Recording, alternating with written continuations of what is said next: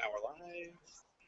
Good evening, Sharks family. We welcome you to another therapy session, otherwise known as Pucknology After Dark. I am Eric Kerr, Puck514. Over here, I'm Gentry Alexander, J Alexander 46, and it's not your fault. Okay. And joining us is Chris JWS. I am here in the Pucknology After Dark studios. And if you're wondering where the other guy is, AJ Strong, we don't know. He probably had too many beers to drink. He was testing them all. More than too many IPAs. Yes, exactly. The Sharks lose a heartbreaker. Yeah, okay. 5-2 to one of the best teams in the East in the Tampa Bay Lightning. Probably not the greatest showing. Really did not click on any point tonight. Gentry, your thoughts over tonight? They really just seemed lost.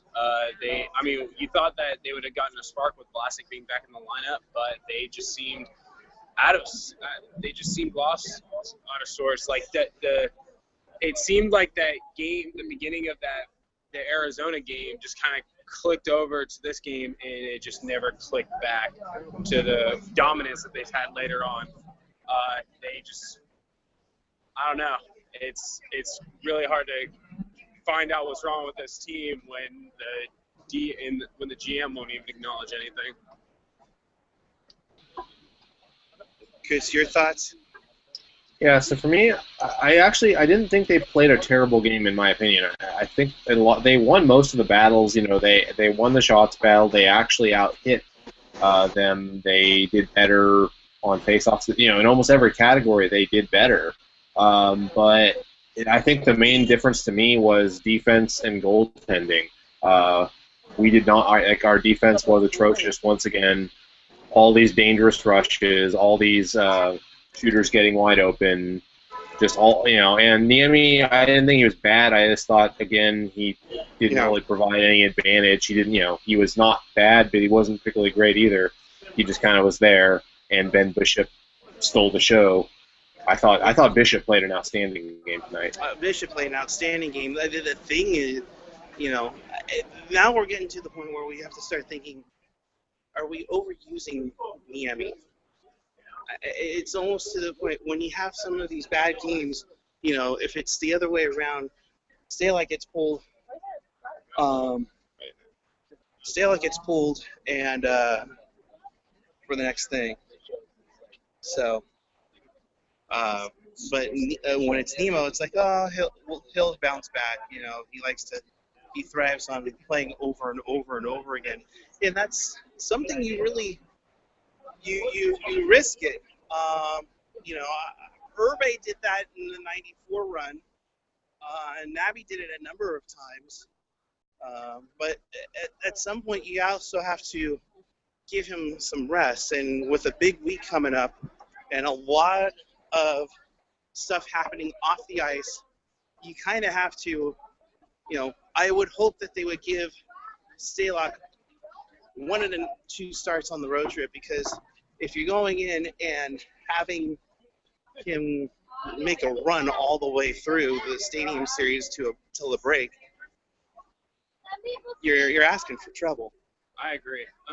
If you really wanted to send a statement, have Nemo start. Or not Nemo, but have Stalock start against Nashville and see what can happen. If you face the best team in the league, and Stalock pulls off a miracle, maybe that sends a signal, or maybe that sends something to Doug that's, all right, maybe we're not giving Stalock enough starts. And that has been a really irritating thing about the season, is that we thought this season we were going to start to see more of a competition, more of a tandem with Nemo and Stalock. And it hasn't been the case. It has been all Nemo all the time. Right. And you got to really just give him some time, I would say. I have nothing else to say about that at this point. Yeah, for me, it's kind of neither here nor there. I think at this point, it doesn't matter to me as much who starts in goal. I mean, just from game-to-game perspective, because I think it doesn't matter who it is. the defense in front of them is just so bad right now. Like, whoever's going to be back there is going to face a lot of shots, going to face a lot of odd man rushes, face a lot of dangerous, wide open shooters in the slot, and that's the worst part. Is I think before I even worry about the goaltending situation, I'm most worried like we need to do something on defense. Well, we don't have the horses. We just don't have the players we need. You don't have the defensive depth to go onward with it. And while the question here, I think, really to Doug Wilson is this: are you happy to? Would you be satisfied to make progress on your youth movement when you don't make the playoffs? If you do make the playoffs, or want to make a decent run, which at this point might just be lucky enough to get into the second round, do you do a move to trade like a pick later on, or do you go for what we've seen lately, home run trades? We looked at Nashville making a big move today. We look at Winnipeg making a big move to try to get into the playoffs for the first time.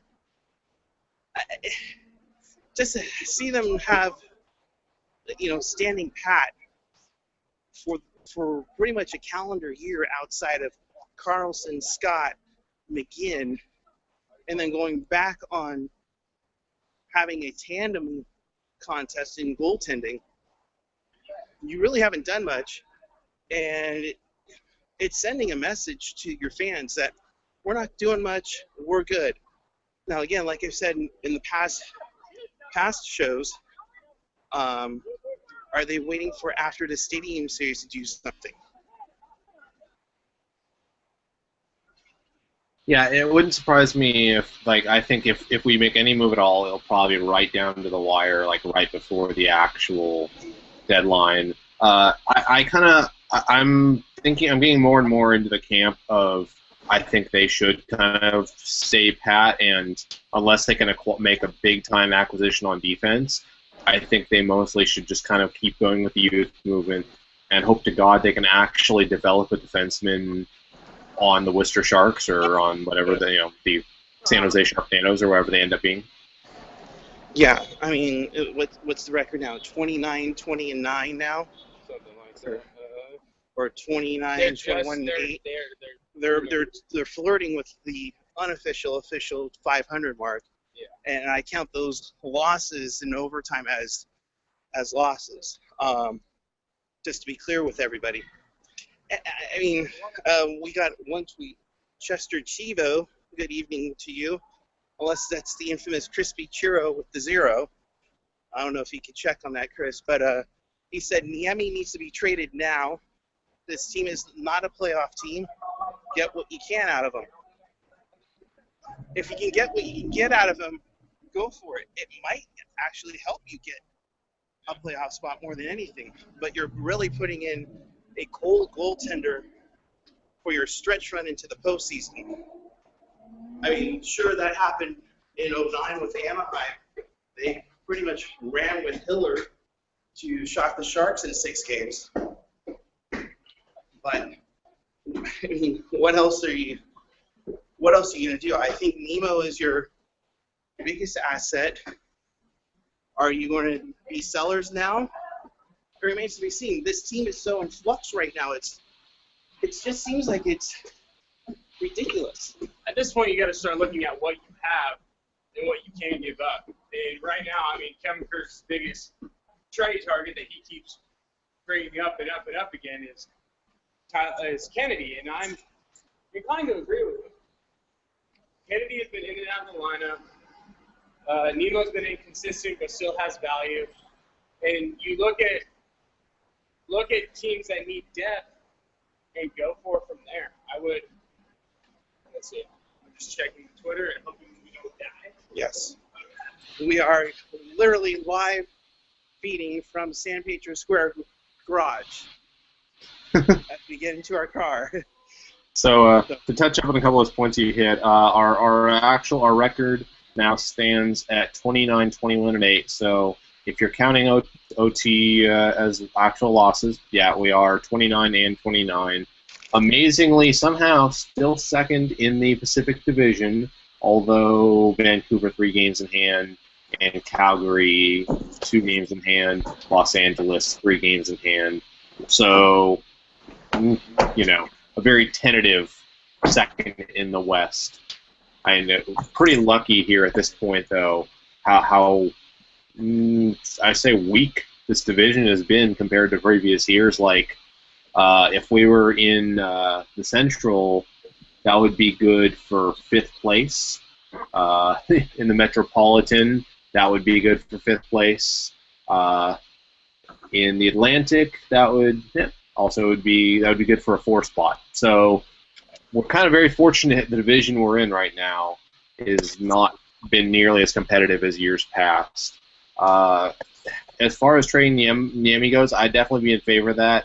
I would mostly see, what can we get some asset for the future, because I think that's the main thing I'd want to get out of that. I think this season is damn near as good as lost.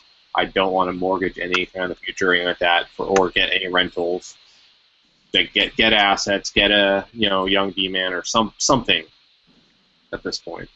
Right. I mean, it's kind of weird how the Pacific has gone from one of the dominant ones to we're lucky that this format changed. I mean, yeah, you're looking at 66 points, 58 games. You have 3 games in hand, and if you count those 3 games in hand and count them all as wins, you're looking at LA with 68, which means they would be on top of San Jose. You're looking at Minnesota. We have to keep an eye on them, too. They have 3 games in hand on San Jose.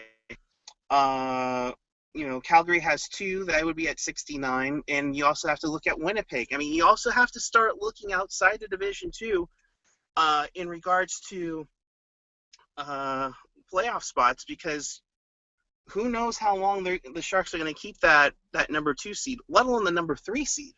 Yeah. No, it's getting to that point where do you hit the panic switch? And I start saying not yet. What you start doing is you hit the smoke alarm and you look for where the fire is at. Because right now we got to do a fire drill, because this is an assessment time for this team. And that's where you start to see who's going to step up, who's going to be the guy who's going to be held accountable, and who's going to take control of this team. And we've already seen, like, Pavs can do it, but it just seems like everybody else is kind of stuck in like this neutral, state of kind of, oh, we're fine where we're at, and it's like, why? The complacency factor has really kicked in. This is where a leader, a special individual leader, would step up. And with 4 alternates or assistants, you can look at it where they're looking at everybody else and saying, okay, all right, one voice, let's go. And right now the Sharks don't have that. They have 4 assistant captains. We thought we have a captain officially by now, but that's not in the works. Yeah, we're just still playing a game with that at this point. I tend to think it's less of a leadership thing. I just think it's more they don't have the talent they need. Like they've been on the decline for a couple of years now. I think talent-wise, guys are getting older. Killer Shark 400 points out. Patrick Marleau's just not really a top-tier player anymore.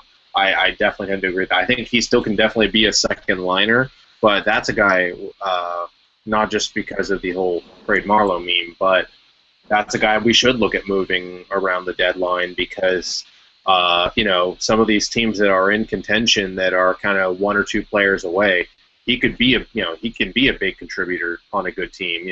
Not where he's being asked to be one of the best players, but if he's being asked to be a second line guy who's capable of scoring, causing problems, all that, definitely I think he could help a lot of teams. So that's a guy we should also look at moving, because he's getting, he's up there in age, his contract is running out.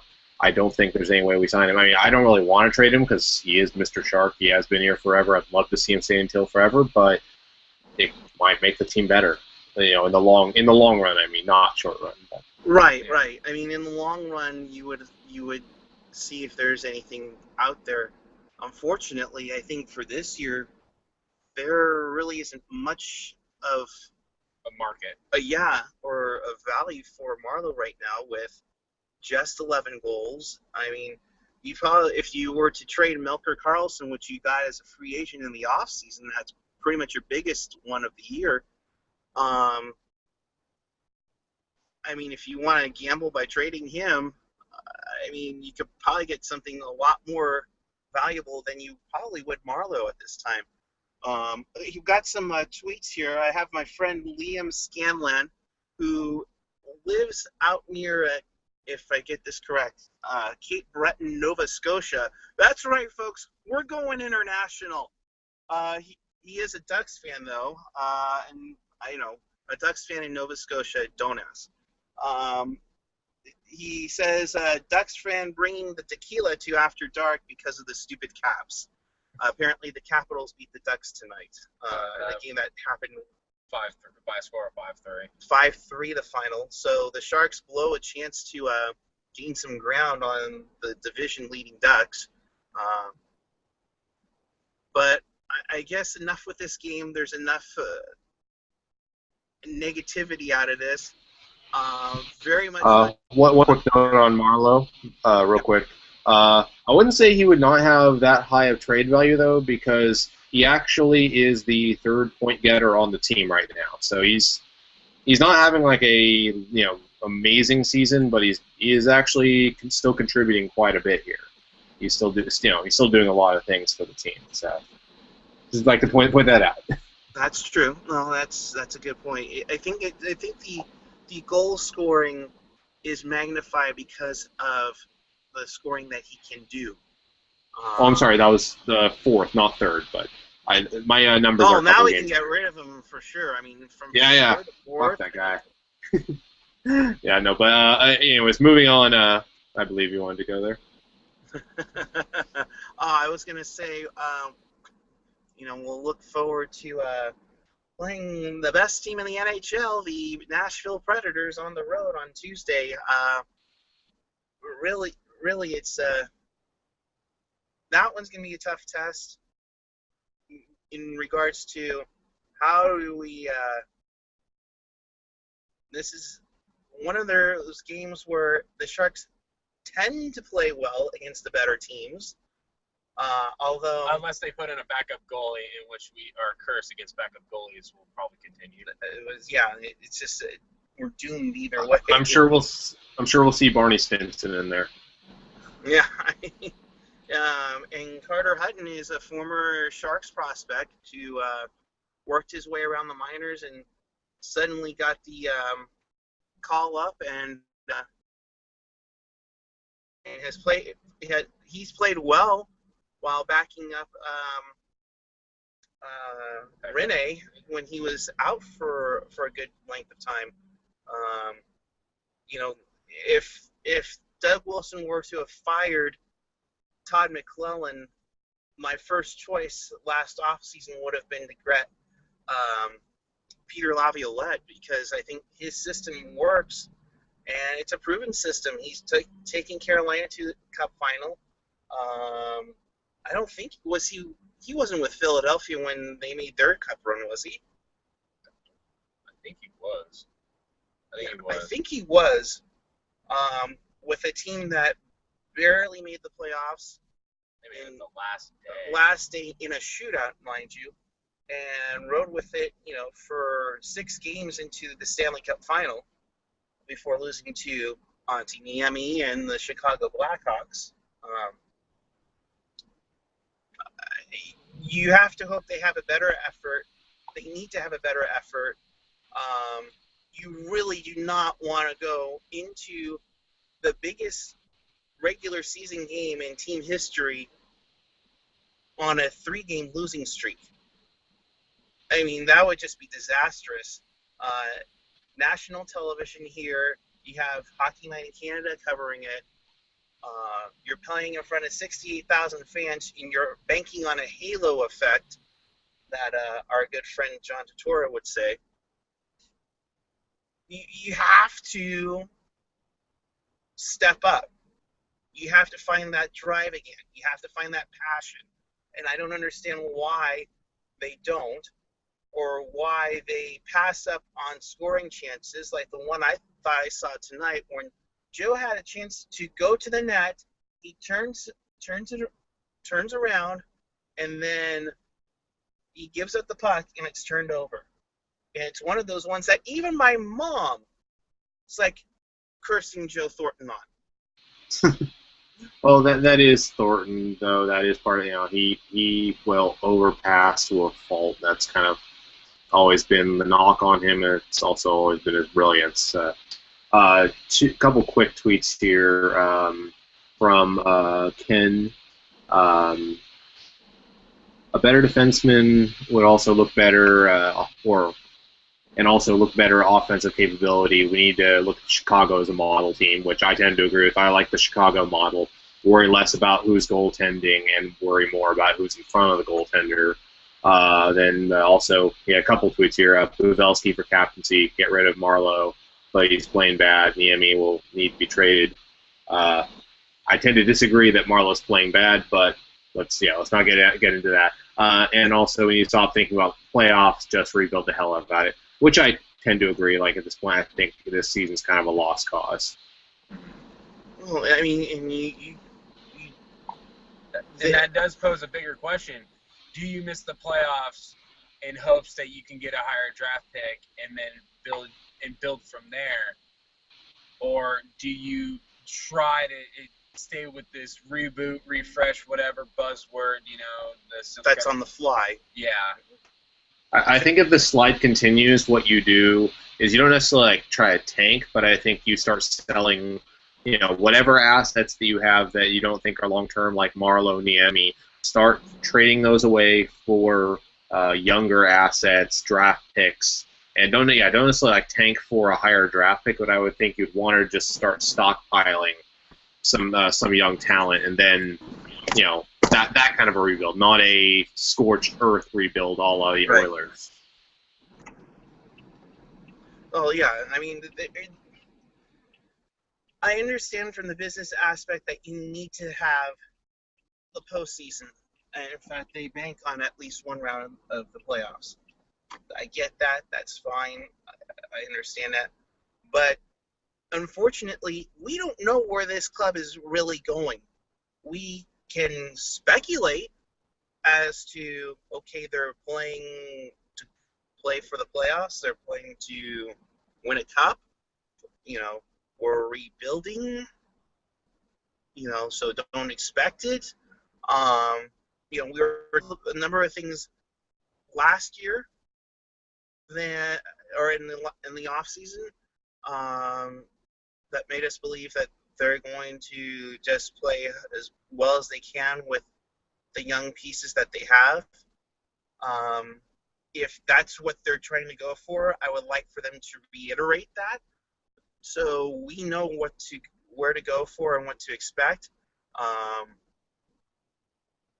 And for that matter, I'm surprised that with the season ticket holders already getting asked to re-up for next season, I'm surprised we haven't heard anything about playoff invoices just yet.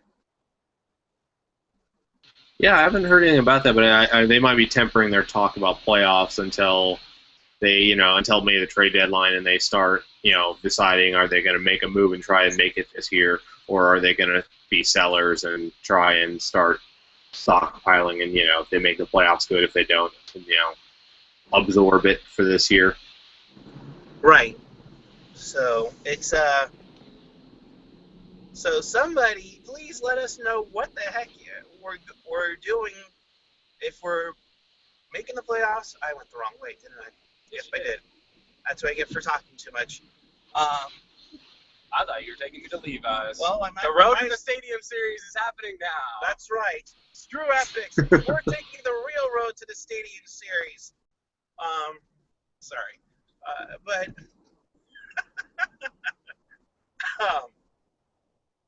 but give us a sign of what you're doing, or are you waiting for the Stadium Series to be over and done with? You have the 4 days off. where you can just blow up the team. And if that's the case, let us know. So that way we don't get our hopes up.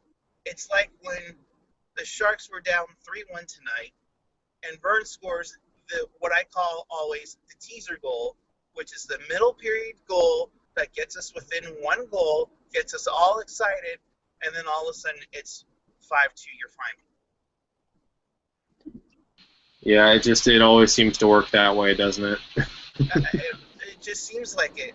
There's always one thing I've always wanted to do on Pucknology, and that's have like a Sharkopedia of terms. And one of the things is besides the don't give a puck effort, which is the one where they would lose like 5-1, so this would be in there, but also the teaser goal, which is termed for being down 2 or 3 goals, they get 1 or 2, but they come up short with lackluster efforts. So I don't know. I think I saw some tweets from Chester Chivo. Is that our infamous guy, or am I just reading his handle? No, that's his handle. There's Chester Tivo, and there's also Crispy Tro the Zero is a different guy. Okay. I don't know where is he at? You listening to that, bro? Yeah. So Chester says though I'd rather miss the playoff than have another first round exit. I tend to agree. I mean, like, if it's an exit, like, if it's a 7-game hard fought series and not a blown 3-0 lead, but a hard fought 7-game series, I don't have as big of a problem exiting the first. Like, that's for me, any exit. It's more of how you go down. Like, I hate losing in 5 games. I obviously hated blowing a 3-0 lead, but I actually did not get that upset 2 years ago when they lost in 7 to the Kings. I really couldn't complain too much because I thought they played an excellent series and they came up just that much short. But that's my personal preference. I agree. You're right. It's how you go out. If you were to say the Sharks would have lost in 7 games to the LA Kings, and it was like the 2013 series when it was going back and forth, home team wins and everything, and we would have lost like in 7th and at home essentially. But how you lost that series is how everything fall apart. So, yep. It's just. Right. Go ahead, Chris. No, go ahead.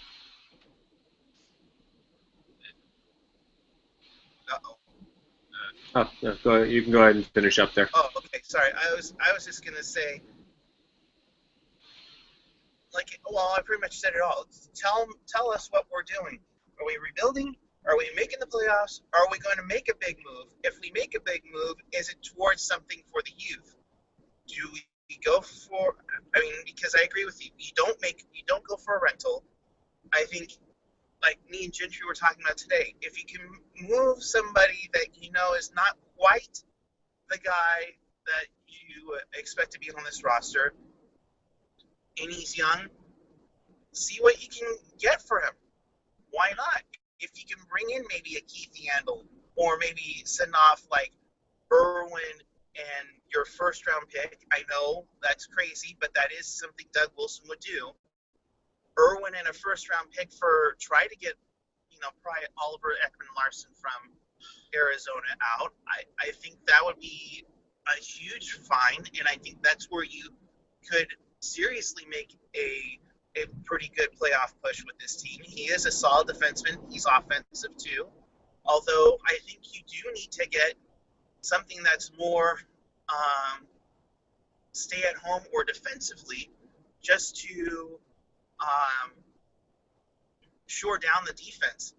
Either way, if you're going to make a move, it's going to have to be from the defense, and those defensemen are probably going to come at a premium. I agree. Yeah, good defensemen, they cost a fortune, not just for contracts, but also for anytime you trade them. Right, and I think if this team were fighting for Anaheim and first for the division, or Nashville for the best team in the league, with the cap space the Sharks have, they could have gone after a big name player. But now, since we're in the middle of the pack, we're retooling on the fly. I mean, it's up to Doug. I mean, it's in his hands. If he feels that he can stand pat with this team, if this is his team that he believes can win down the road, His team of tomorrow. We're a tomorrow team. Let's remember that. Yes. I tend to agree with the idea, though. We really need to make sure we actually set a direction here, because that's been the theme ongoing here on the show. Like, how many times this season have we asked this question? Where is the, like, what is the plan here, between anything from the captaincy to the rebuild or whatever? It's been a constant question, is what direction is this team they don't seem to actually have a definitive direction. And I think that's probably a good kind of concluding thought. I know Eric wanted to plug the tweet up here as well before we wrap up. Yep. So we'll kind of just wrap it up here. Short one tonight, just because it's a quick one. I'm heading home. Chris isn't feeling too well. The whereabouts of AJ Strong are quite unsure. But Gentry, turn the camera over to the side. Last seen at Patty's drinking many an IPA. We are officially under 6 days away from playing in that stadium right there. That's Levi Stadium, the now home of your San Jose Sharks, starting this Saturday, as the Sharks will take on the Los Angeles Kings in the 2015 insert sponsor here Stadium Series. This is pretty much our last home game before this end, so we might as well talk to you about what's going on here. The game is at 7 p.m. I'm hoping I can just stay here for a little bit. The game is at 7 p.m. here. We are going to actually get out for a moment. So, if I need to move, go ahead and move. Okay. The game is at 7 p.m. The parking lot here will open up at 3. There should be a Fan Fest spectator area once you go inside. Now, mind you, once you go inside, you can't get out. So I expressed that specifically for you. All right. So parking lot opens up at 3. The spectator plaza opens up at 4. For the Sharks fans who are on Twitter, like yours truly, Puckguy14, Gentry Alexander 46, and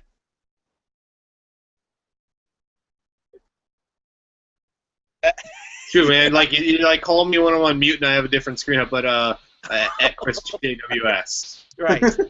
Up here, Red Lot 1. I will be somewhere.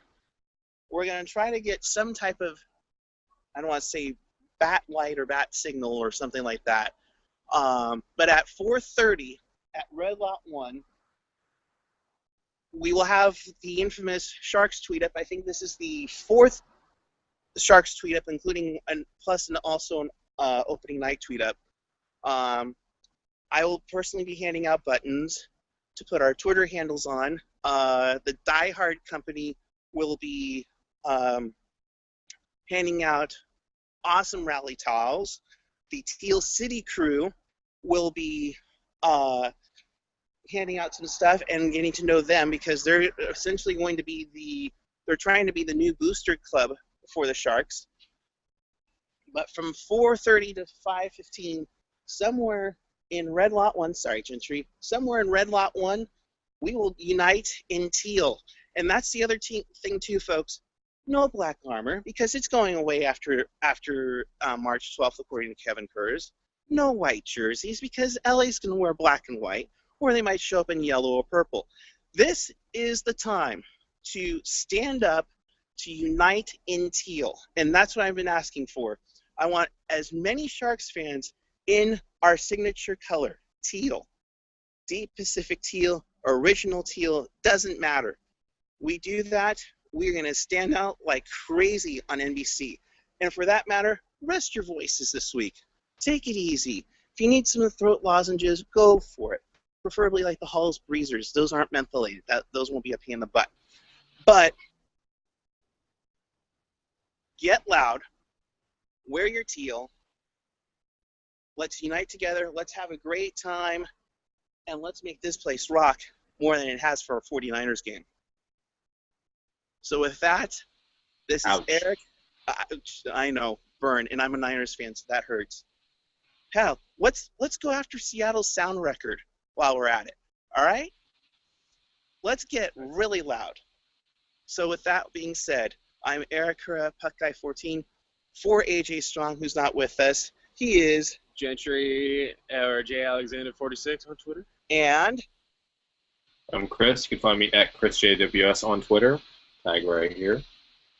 and until Tuesday night or Thursday night, but nonetheless, we will see you here Saturday night. Keep it real, keep it fresh, keep it real fresh. Good night, Sharks fans.